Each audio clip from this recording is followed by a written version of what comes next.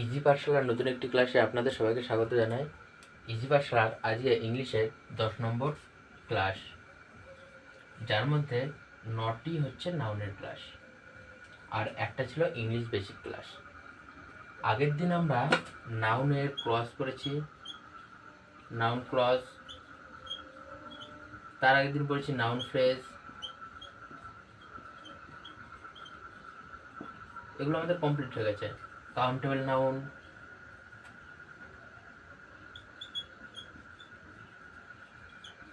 Countable নাউনের কিছুটা, uncountable noun,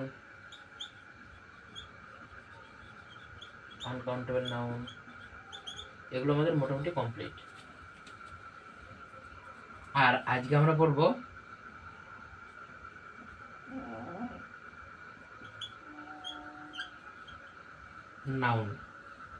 নাউনের কোন ভাগটা পড়ব আমরা? নাউনের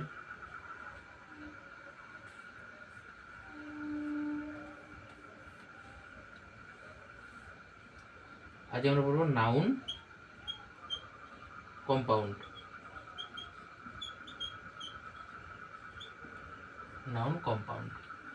আজকে আমরা এই ক্লাসটা করব। যারা এই ক্লাসগুলো দেখেনি তাদেরকে বলবো এই ক্লাসগুলো দেখে নিও, তাহলে এই যে এক একটা করে যে পাঠ করে বোঝানো হয়েছে সেগুলো খুব ভালো মতন বুঝতে পারবে। তাই চলো আজকে শুরু করা যাক নাউন কম্পাউন্ড। তোমরা সবাই খাতার মধ্যে নাউন কম্পাউন্ড বলে হেডিং করো।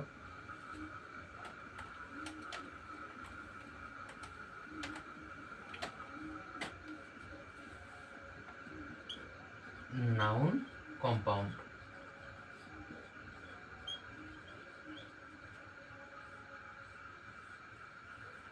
তাই তো? এবার এই নাউন কম্পাউন্ড মানে কি? একটি বাক্যে একাধিক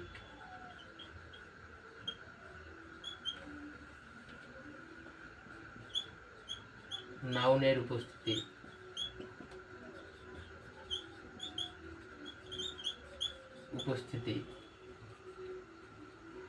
একটি বাক্যে একাধিক নাউনের উপস্থিতি। এখানে এটা একটু ঠিক করতে হবে, একত্রে একাধিক নাউনের উপস্থিতি।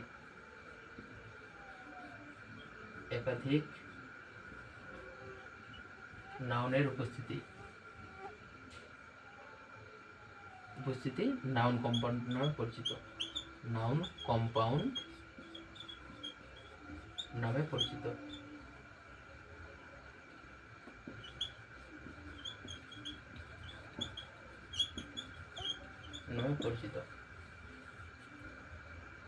এবার সেটা কিরকম হয় আমরা একটা এক্সাম্পল দিয়ে বুঝি,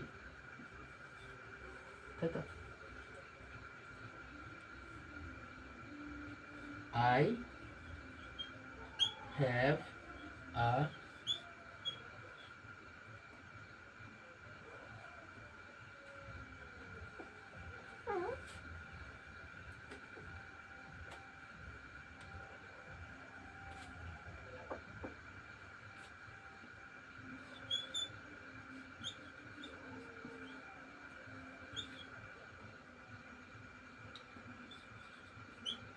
I have a black car।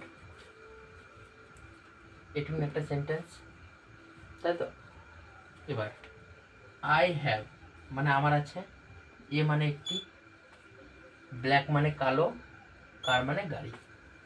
এবার এই ব্ল্যাকটা কি? একটা নাউন, এই কারটা একটা নাউন।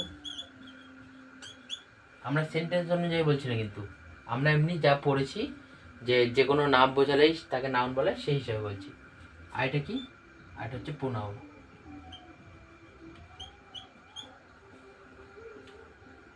আইটা প্রোনাউনও হতে পারে, আবার অনেক সময় নাউনও হতে পারে। ঠিক আছে? হ্যাভটা কি? ভার্ব। এটা কি? এটা হচ্ছে আর্টিকেল। এটা কি? আর্টিকেল হলো। আমরা শুধুমাত্র এই সেন্টেন্স অনুযায়ী না, কিন্তু আমরা এমনি পার্টস অফ স্পিচ অনুযায়ী এই বাক্যের প্রত্যেকটা ওয়ার্ড কোনটা কি ধরনের পার্টস অফ স্পিচ সেটা দেখলাম। এবার এই বাক্য অনুযায়ী কোনটা কি পার্টস অফ স্পিচ সেটা দেখব। আই হ্যাভ, আইটা কি? আমি। তাহলে এখানে নাউন হিসেবে ব্যবহার হচ্ছে, এখানে নাউন হিসেবে ব্যবহার হয়েছে বলার ভুল হবে, এখানে প্রোনাউন হিসেবে ব্যবহার হয়েছে। হ্যাভ মানে আছে, ভার্ব। হ্যাভ ভার্ব, পজিশন বোঝাচ্ছে।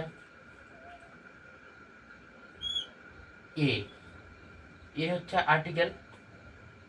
এ ব্ল্যাক কার মানে একটি কালো গাড়ি।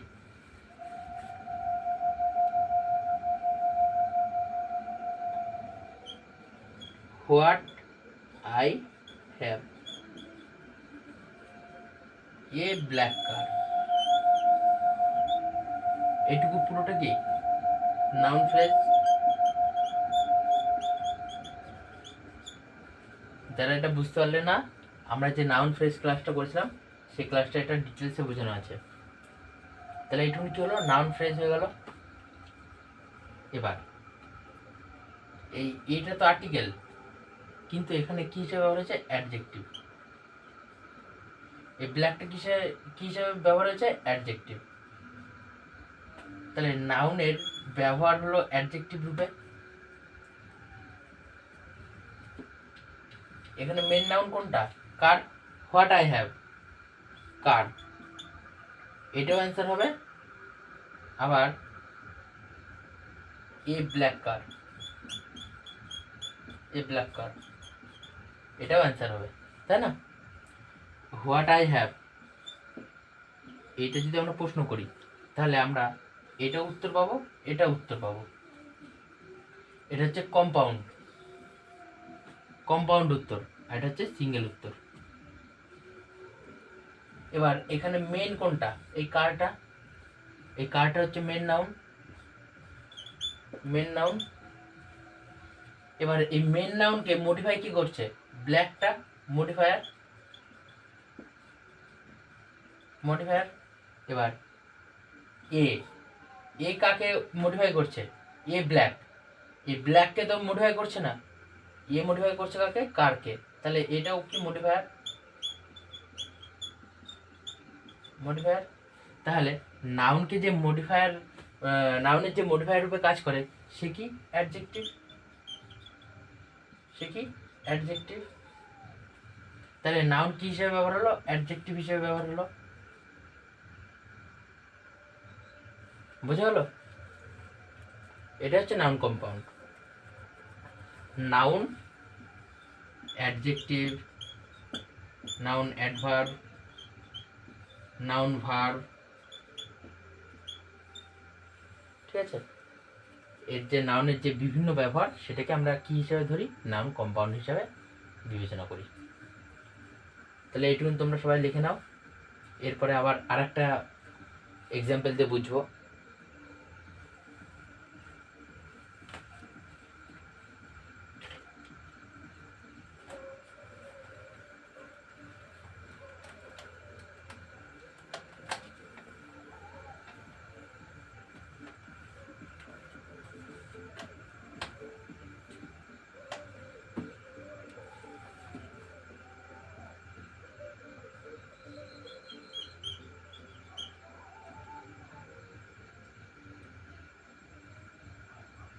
Rana has a gold chain for his mother.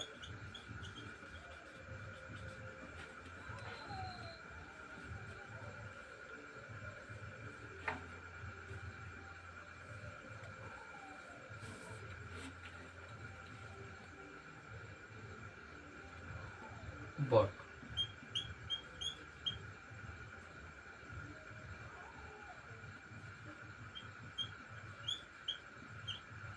Rana bought a gold chain for his mother. তাহলে রানা একটা সোনার চেন কিনেছিল। রানা একটা সোনার চেন কিনেছিল তার তার মায়ের জন্য। হলো। এবার এটার পুরো আমরা পার্টস অফ স্পিচ দেখে নিই। কোনটা কি পার্টস অফ স্পিচ, পুরো সেন্টেন্সটা দেখি।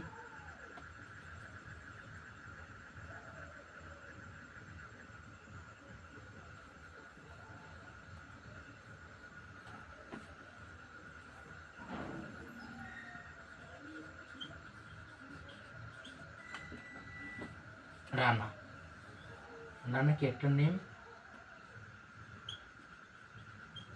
নেমিং ওয়ার্ড, সেজন্য এটা কি নাউন। বট, বট হচ্ছে ভার্ব।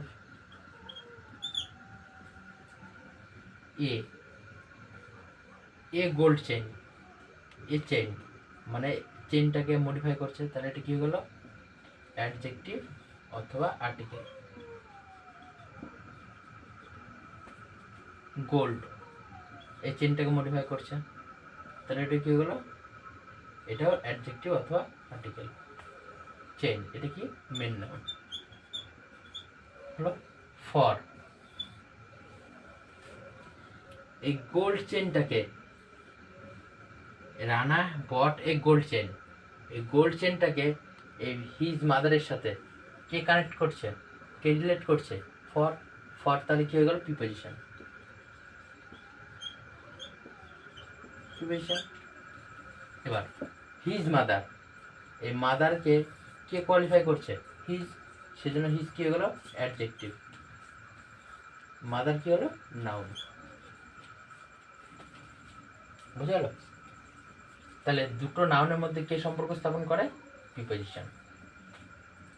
আমরা এর আগের দিনে পড়েছিলাম, যখন প্রিপোজিশন পড়েছিলাম তখনও পড়েছিলাম, আবার আগের দিনও বলেছিলাম যে প্রিপোজিশন সর্বদা নাউন বা প্রোনাউনের পরে অথবা আগে বসে।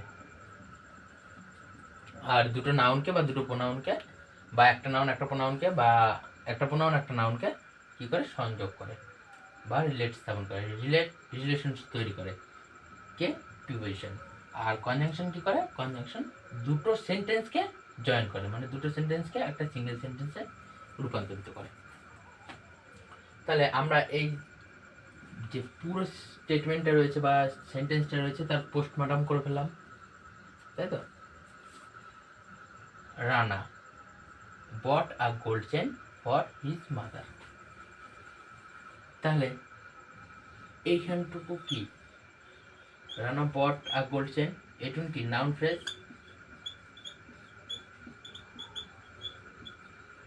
আর এইটুকুনি কি নাউন কম্পাউন্ড, নাউন কম্পাউন্ড, কারণ এই দুটোই নাউন। এটা হচ্ছে যে গোল্ডটা কি মেটেরিয়াল নাউন, মেটেরিয়াল নাউন। এই চেন, চেনটাও কি মেটেরিয়াল নাউন, মেটেরিয়াল নাউন, তাই তো। তাহলে এটা কি হয়ে গেল, নাউন কম্পাউন্ড হয়ে গেল এইটুকুনি।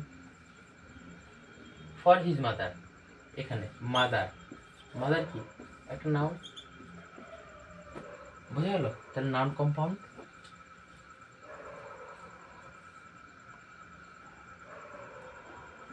ভিডিওটা ভালো লাগলে চ্যানেলটাকে সাবস্ক্রাইব করবেন, আর কমেন্টে জানাবেন যে কীরকম ধরনের ভিডিও চাই আপনাদের।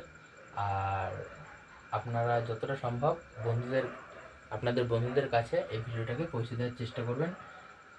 আপনারা যদি সাহায্য করেন তাহলেই আমরা এগিয়ে আসতে পারবো। ধন্যবাদ। জয় হিন্দ।